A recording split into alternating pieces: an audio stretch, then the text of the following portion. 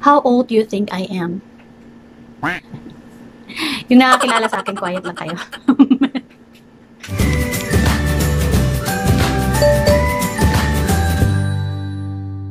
Hello my loves! Welcome back to my YouTube channel. And to those new to my channel, welcome, welcome, welcome. So today's video, I will transform myself into a younger version of me using makeup. So if you're interested to know how I do it, then keep on watching. So how to look younger using makeup is an easy thing to do. But the most important thing is that we nourish our body bago tayo magkakaroon ng magandang, healthy, glowing skin. So today I would like to share to you, before we jump onto the video, I'm going to share with you some tips on how to look younger than your age. So first, we have to eat the right kind of food, the right proportion, and the right time. Drink a lot of fluid or fruit juices and or water to keep our body regulated, keep hydrated, because if we are dehydrated, then yun ang magkakos ng wrinkles ng ating face, or everything would just wrinkle up. Okay, so now iwasan natin yan since most of us would like to look younger than our age. And don't forget to, you know, exercise. Kailangan natin magpawis kasi syempre yung mga toxins sa katawan natin kailangan lumabas. If not all, some of our toxins pala. Alright, so yun ang mga sikreto ng ating mga Korean brothers and sisters kasi they have good-looking skin. So yun usually nakikita natin dito sa YouTube and even on social medias na yung inaiingitan talaga yung kanilang skin. So today's video would be superficial kasi we'll be using makeup to look younger. But it's very important also to keep our body healthy. So yung what's inside or what's within would come out. Okay, so if we have a healthy body, we have a healthy lifestyle, a good mindset, we have peace of mind, and of course, everything will come out and it will show in your skin. All right, so without further ado, let's jump on to the video. So to start with, I have this Vita C serum. So this came from Rejuve-Life and I see this as a good primer para sa ating makeup today. Ayan, nilagyan ko lang ng just enough amount of vitamin C to keep our skin supple and, you know, magiging healthy looking siya. Pag na-absorb kasi ito sa skin natin, our skin will be softer and, you know, yun na yun. Kumbaga, meron tayong parang glass skin ang kanyang effect. Charot. Okay. With our foundation, I'll be using the Everbilena BB Cream Anti-Wrinkle. Usually caters to mga teenager natin, so hindi masyadong mabigat ito sa mukha. So I'll be using this one for our makeup look today to look younger. And I'll be using this foundation brush. Okay, para ma-spread natin ito. So if we don't take care of our body, then we become sickly. Then everything will follow. Magmumukha tayong sakitin. I'm gonna use this sponge just to blend everything out. Okay? So, ayan. We won't be using much of our makeup today and it will be just an everyday makeup look since yung ating i-achieve ngayon na makeup look would be something like natural looking makeup. So, parang no makeup, makeup look, ganun. To look younger, magsa-start tayo sa ating kilay. Most young people have makapal na kilay. Most of them are bushy and, you know, hindi katulad ng kilay natin ngayon na medyo manipis na, medyo kapalan natin konti ang ating kilay. Okay, so para magmumukha tayong bata. Kasi kung manipis masyado yung kilay natin, parang guhit na lang siya, magmumukha tayong matanda niyan. So for our eyebrows, I'll be using this Nichido in the shade of medium brown. So pag nagkikilay tayo, dito lang tayo mga loves. And okay, so do not mark the yung dito closer to our nose. So, start lang dito banda for the upper brow. So, let's start under ng brows. Ayan. Then, yung ating, dito tayo magsa-start.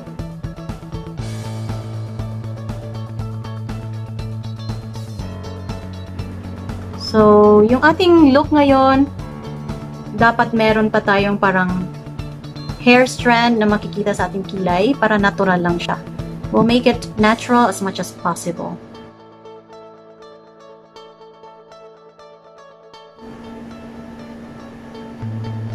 I'm going to use a primer for this look. So, lalagay lang ako ng konti. Ganyan lang. This one is a setting makeup, loose powder, oil control, and it says original mineral, matte finish. Pat lang. Okay, using this brush. Okay.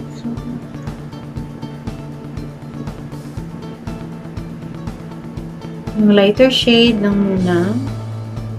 Yung sa crease. Ayan.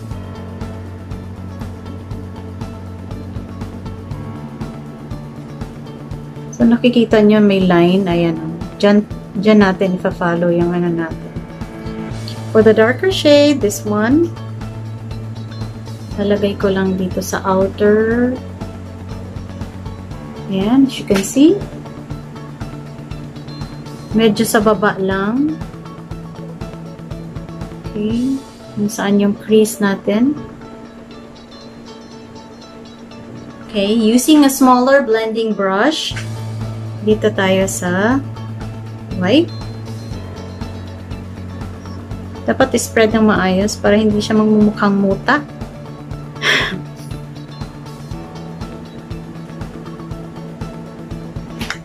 Maglalagay tayo ng parang maliit na eye bag. So, I can use this one. I'll try and hindi siya mag-smudge. So, I'm gonna create like, yan, dito lang. Ang magiging ano niya. Para mag-protrude yung dito, lagyan natin ng something light. Just to make it protrude. I can use this shade, flat brush. Okay, so, ilaline lang natin dito banda sa baba. Ayan. Dito. Ayan.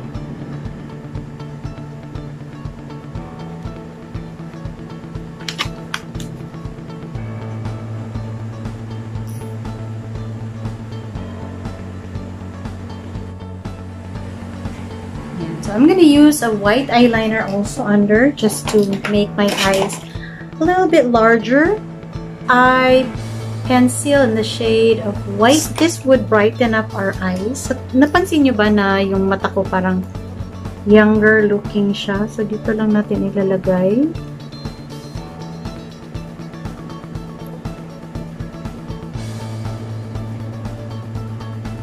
Use the white one here. This one.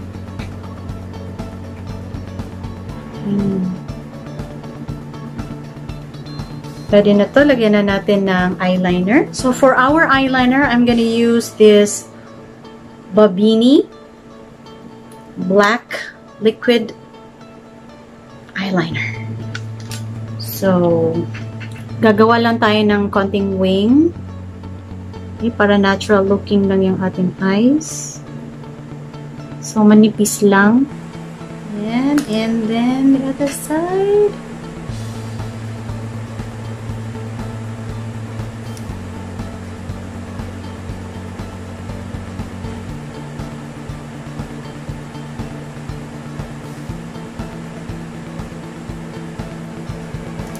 So, yan yung ating eyes. Then, magmamaskara na tayo. Voluminous. Voluminous. Lash Paradise ng L'Oreal Paris. Charot. Okay, so, it comes with two different bottles. Okay, so this one is the base. Okay, so, yung laman niya ay white. And the other one is black. Okay, para maging voluminous. Tama ba? Okay, so, kasi wala akong hair. Kalbuhin itong aking lashes. So, ito yung magpapakapal ng ating lashes.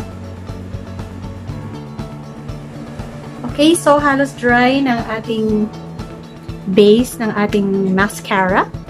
So, let's wear this Lash Paradise Voluminous Black. Okay. So, ganun lang siya mga loves. Just top it off like this. Top up lang siya. I have prepared a lash from Naked. Okay, so, ito yung ilalagay natin ngayon to finish our eye look. Kalagay na ako ng false eyelashes. So, papatuloy natin yung dito na part sa baba. we have to conceal. Kita nyo, meron akong eye bag. So, I have to cover this up para, of course, para magmukhang younger. Okay? Conceal lang tayo dito. So, I'm gonna use this concealer. Dito.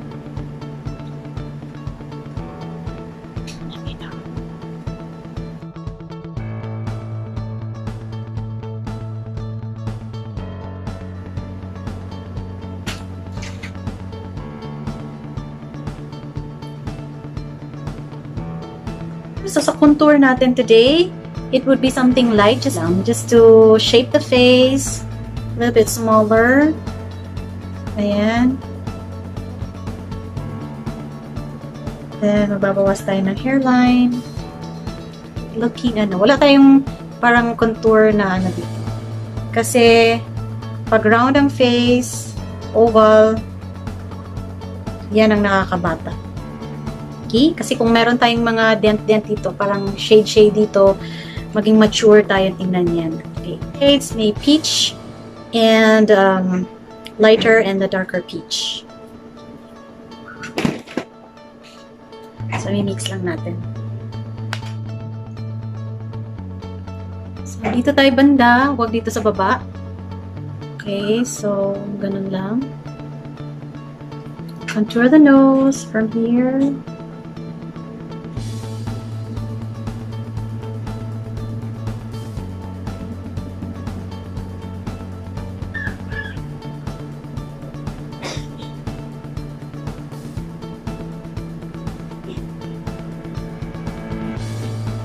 And highlights.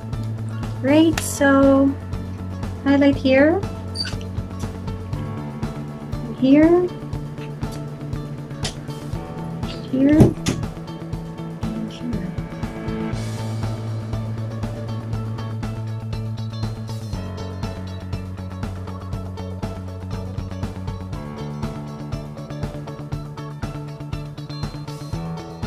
So maglalagay na tayo ng lipstick. To finish off with our look, magli-lipstick tayo. This would be our Maybelline Nude Lipstick NU07. Alright, so I'm gonna use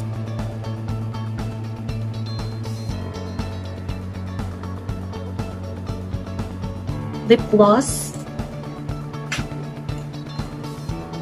on top here.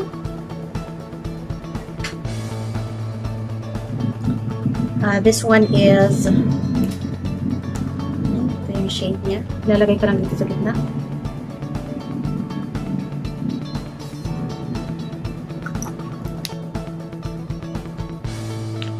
Okay, so ayusin ko lang yung aking hair. I'll be right back. So this is my finished look, and if you like this video, please give it a thumbs up, and for those who have not subscribed to my channel yet, please subscribe and click the bell notification button para every time I upload a video, you will be notified. So thank you for watching! Mwah! So, how old do you think I am with this makeup look? So, let me know in the comments below, and we'll see. Baka mamimigay ako ng mga goodies. Alright, abangan sa next video. I might give away some makeup goodies and yung mga nabili ko na hindi ko naman mauubos lahat gamit. So, mamimigay ako ng mga makeup. Okay, so comment down below.